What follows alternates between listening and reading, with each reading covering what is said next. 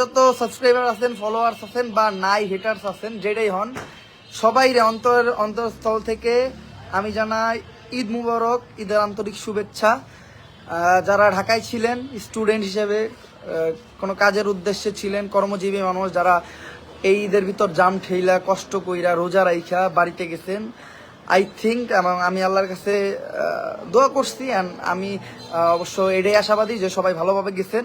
তারপরেও কারো যদি কোনো অসুবিধা হয়ে থাকে তো যেটাই হোক, এখন কী কমো, এটা আর অসুবিধা প্রতি ঈদের থেকে ঈদে আই থিঙ্ক যারা যারা বাড়িতে গেছে সবাই ভালোভাবে গেছে। তো যারা গ্রামের বাড়িতে গেছেন ফ্যামিলি নিয়ে, নিজের ফ্যামিলি নিয়ে ঈদ করবেন, তাদের তো অন্যরকম খুশি, অন্যরকম সুখ। যারা বাড়িতে যাইতে পারেন নাই অনেক কাজে কর্মে, যেমন অনেক সেলসম্যানরা আছে এখন পর্যন্ত স্টিল দোকান করতেছে, আমাদের ট্রাফিক পুলিশ ভাইরা স্টিল তারা রাস্তায়, দেন আমাদের সৈনিক ভাইয়েরা স্টিল দেশের এই অস্বাভাবিক পরিস্থিতিতে ঘুরতেছে, মহড়া দিতেছে, যাতে দেশে কোনো বিশৃঙ্খলা সৃষ্টি না হয়। এই যেমন আমি একটা গ্যারেজে বসে আছি, গ্যারেজের ভাইয়েরা এখন পর্যন্ত বাইকের ওয়াশের কাজ করতেছে, আমাদের সেলুনের বারবার ভাইয়েরা ওরা এই আজকে রাত 3টা-4টা পর্যন্ত চুল কাটবো, 4টা বাজে চুল কাইটা দোকান বন্ধ করে হয়তো বাড়িতে যেতে পারবো না। তো যারা যাইতে পারতেছে না এইসব কারণে তাদের জন্য খারাপ লাগতেছে, বাট আপনারা এত বড় একটা স্যাক্রিফাইস করতেছেন আমাদের জন্য, এর জন্য আপনাদেরকে ধন্যবাদ। আসলে এইটা সবার জন্য হয়তো সমান হয় না, যেমন আমাদের প্রবাসী ভাইয়েরা প্রবাসে বসে আছে, তারা নিজেদের সব খুশি টুশি ত্যাগ করলো, ত্যাগ করে আমাদের মুখে খুশি, মানে মুখে খুশি হাসি ফোটাইলো। যেমন তারা ঠিক মতো মার্কেট করছে নাকি এটা জানি না, বা করতে পারছে নাকি এটা জানি না, কিন্তু ফ্যামিলির প্রত্যেকটা পার্সন রে, ওয়াইফ থেকে শুরু কইরা, ছোট ভাই থেকে শুরু কইরা, বড় বোন, খালা, চাচা, সবাইরে দুই সেট কইরা জামা কাপড় কিনে দিচ্ছে। তো এই জন্য প্রবাসী ভাইদেরকেও ঈদ মুবারক আমার পক্ষ থেকে, আর তাদেরকে ধন্যবাদ। তারা আমাদের দেশের জন্য এবং তাদের পরিবারের জন্য যে পরিমাণ ত্যাগ, যে পরিমাণ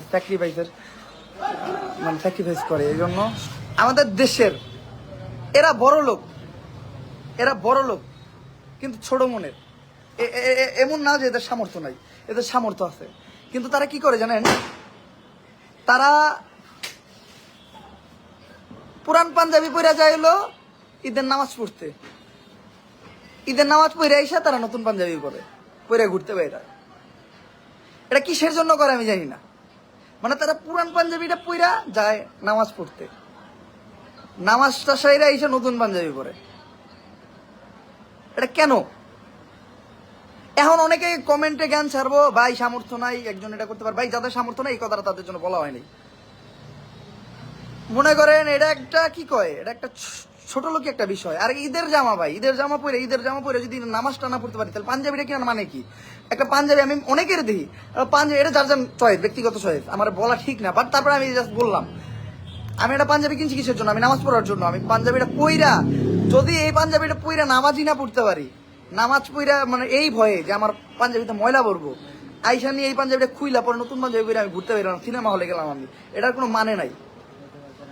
যে হোক, আমার এই কথাগুলোর কোনো দাম নেই, এই কথাগুলো কইছি, কমেন্টে অনেকে গাইলে দিতে পারেন, এটা আপনার অ্যাজ ইউর উইশ, কিন্তু মানে এটা আমার বলা উচিত ছিল, এটা আমি মনে করি।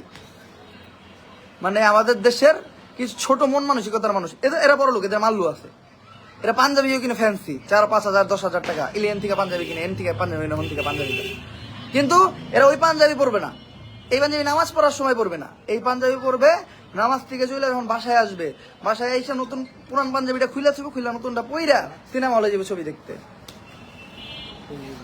কারণ নতুন পাঞ্জাবি পইরা গেলে আমার মনে হয় এদের পাপ হয়, এদের মনে হয় আই থিঙ্ক। যাই হোক, সবাই ঈদ মুবারক, অ্যান্ড এগেইন থ্যাঙ্কস। এত মূল্যবান একটা টাইম, যেই টাইমে আপনারা হাতে মেহেদি দিবেন, যেই টাইমে আপনারা হয়তো সবাই ঈদ মুবারক জানাইতেছেন, ওই টাইমে আমার লাইভ দেখতেছেন প্রায় 971 জন, এতগুলা মানুষ। তো জীবনে অনেক কিছু পাইছি, ওমর ভাই রিপ্লাই পাই নাই। ভাই কেমন আছেন জানেন? ভাই আপনার রিপ্লাই দিলাম ভাই, আসলে মেইনলি আমি একটু কথা বলতেছিলাম, যার জন্য আমি রিপ্লাইটা দিতে পারিনি, সরি। মনে করেন ভাই এটা একটা মনের আক্ষেপ থেকে কইলাম, আমি কিন্তু আমার কথার পরে কিছু বলতেই যাবো না, বা অনেকে আমার গালাগালি করবো, কারণ এই কাজটা অনেক মানুষ করে। যখন আমি না বুঝতাম তখন আমিও করতাম, কিন্তু যেগুলো বুদ্ধিমান মানুষ তারা কেমনে করে?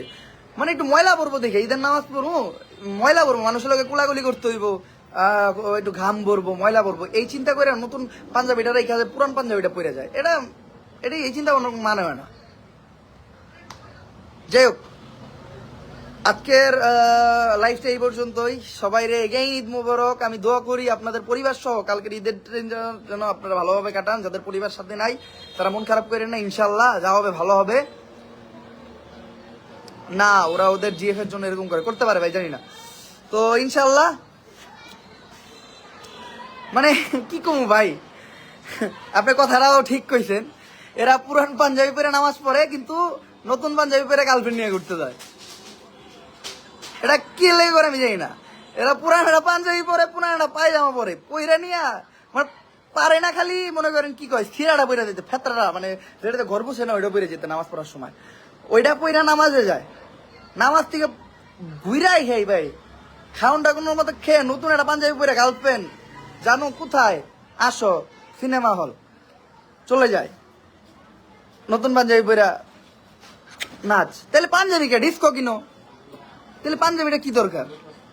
যাই হোক গাইস, অনেক কিছু বলছি, আমার ক্ষমার দৃষ্টিতে দেখবেন। আজকে লাইভটা এই পর্যন্ত, যাবে নেক্সট লাইভে। আল্লাহ হাফেজ।